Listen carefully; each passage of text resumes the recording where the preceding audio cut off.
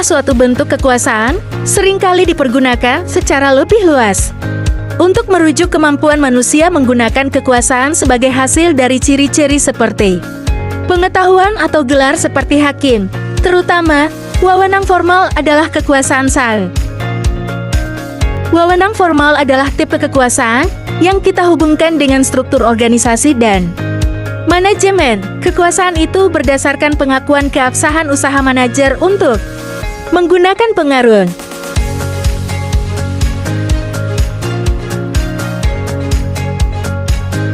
Menurut pandangan klasik, wewenang datang dari tingkat atas, kemudian secara bertahap diturunkan ke tingkat yang paling bawah. Menurut pandangan ini, manajer mempunyai hak untuk memerintah karena merasa dari tingkatan yang lebih tinggi, dan karyawan mempunyai kewajiban untuk menjalankan perintah karena merasa dari tingkatan yang lebih tinggi, dan karyawan mempunyai kewajiban untuk menjalankan perintah tersebut.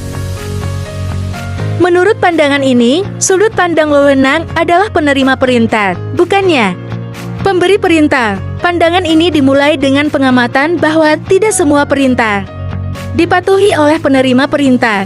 Penerima perintah dapat menentukan apakah ia akan menerima perintah atau tidak. Sumber-sumber wewenang. 1. Sumber-sumber hukum. 2. Sumber tradisi kebiasaan. 3. Sumber pelimpahan, delegation. 4. Sumber rahmat dan hidayah Tuhan. Pengertian pendelegasian wewenang menurut Ralph C. Davis tahun 2001, 72, pendelegasian wewenang hanyalah tahapan dari suatu proses ketika penyerahan wewenang berfungsi melepaskan kedudukan dengan melaksanakan pertanggungjawaban. Elemen-elemen pendelegasian wewenang. Delegation of authority. Terdapat 3 elemen penting dalam pendelegasian wewenang, yaitu wewenang authority, tanggung jawab responsibility, dan akuntabilitas accountability. Cara-cara dalam pelimpahan wewenang. Pendelegasian wewenang dalam rangka pengambilan keputusan terhadap beberapa masalah dapat dilakukan pimpinan dengan cara 1. Shared authority, yaitu membagi-bagikan wewenang kepada bawahan beberapa bawahan untuk membuat keputusan secara kelompok, dan keputusan akan digunakan pimpinan sebagai keputusan yang dapat dilaksanakan.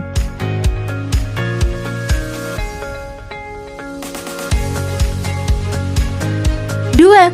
Split-third authority, yaitu manakala pimpinan menghadapi suatu masalah yang tidak dapat diselesaikan atau diputuskan, maka wewenang diberikan secara terpecah-pecah kepada 2 orang atau lebih untuk kemudian hasil daripadanya dipersatukan dan diambil sebagai final decision.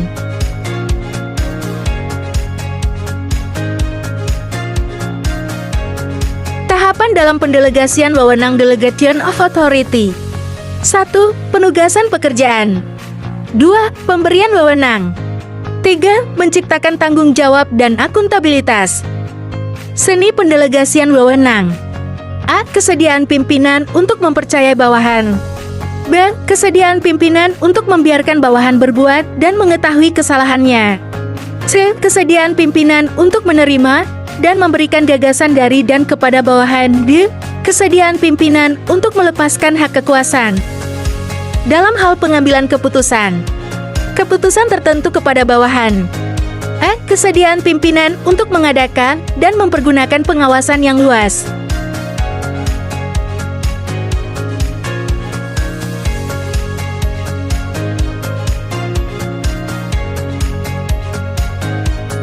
Hambatan dalam pendelegasian. Sullivan E. J. dan Decker, P.J. tahun 2004. 1. Hambatan pada pemberi delegasi. 1. Kurangnya pengalaman dalam mendelegasikan. 2. Rasa takut tidak disukai. 3. Perasaan tidak aman. 4. Rasa tidak percaya dengan staf bawahan. 5. Penolakan mengakui kesalahan. 6. Pemikiran bahwa mengerjakan sendiri lebih baik. 7. Sifat perfeksionis sehingga melakukan kontrol berlebihan. 8. Keterampilan organisasi yang kurang dalam menyeimbangkan beban kerja yang ada. Hambatan pada penerima delegasi. 1. Kurangnya pengalaman dan kompetensi. 2. Ketergantungan dengan atasan. 3. Menghindari tanggung jawab. 4. Kelebihan beban kerja. 4. Memperhatikan hal-hal yang tidak penting. Hambatan pada situasi. 1. Hambatan pada situasi. 2. Tidak ada toleransi kesalahan. 3. Kebijakan tertuju pada satu orang. 4. Kekurangan tenaga. 5. Urgensi di mana tidak ada waktu untuk menjelaskan. 6. Kebingungan dalam tanggung jawab dan wewenang.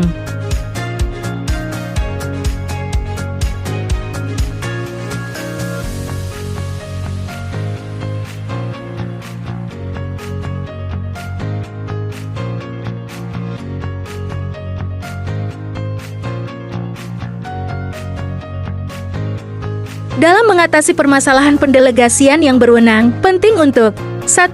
Komunikasi efektif, menjelaskan ekspektasi dan tanggung jawab dengan jelas kepada semua pihak yang terlibat. 2. Pelatihan, pastikan bahwa orang yang mendelegasikan dan menerima delegasi memiliki keterampilan yang diperlukan untuk tugas tersebut.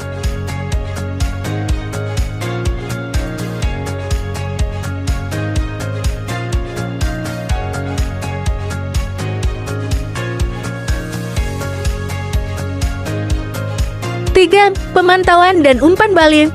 Pantau kemajuan secara teratur dan memberikan umpan balik konstruktif untuk memastikan kualitas hasil. 4. Pemilihan delegasi yang tepat, memilih orang yang tepat dengan keterampilan dan pengetahuan yang sesuai dengan tugas tersebut.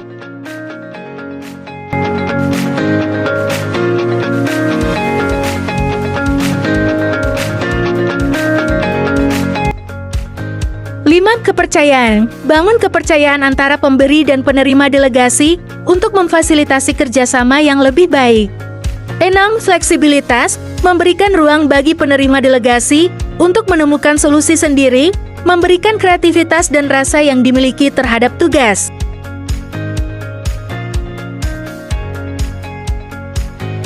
7. Evaluasi delegasi sistem, tinjau secara berkala sistem delegasi untuk memastikan efisiensi dan efektivitasnya.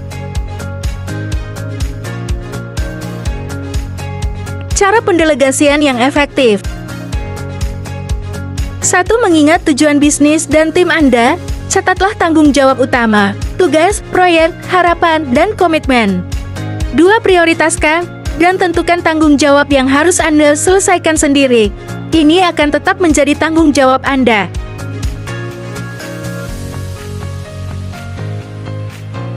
3. Penciptaan.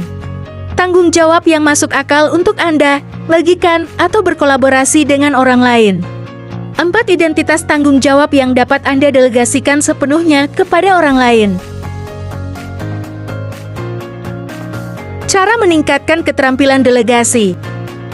1. Carilah cara untuk menyesuaikan kebutuhan pengembangan karir karyawan Anda dengan tujuan bisnis saat ini. Beritahu karyawan mengapa Anda mendelegasikan proyek, tugas, dan tugas kepada mereka.